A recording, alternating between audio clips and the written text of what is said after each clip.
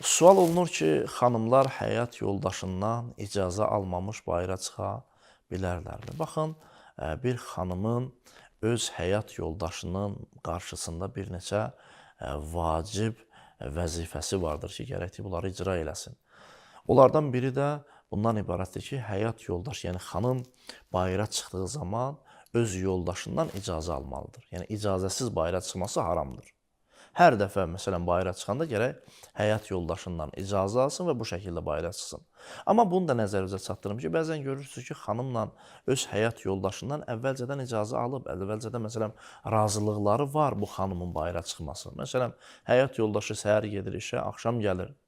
Məsələn, bu xanım uşağı aparır, hər gün məktəbə gətirir və eyni zamanda gün ərzində öz ehtiyaclarını ödəməkdən ötəri mağazadan alış-veriş edir və yaxud da ki, evə qonaq gəldiyi zaman bu qonağın, məsələn, ehtiyacını ödəməkdən ötəri mağazaya gedir və əvvəlcədən də həyat yoldaşından icazə alıb və həyat yoldaşı da bu cür şeylər üçün buna icazə verib.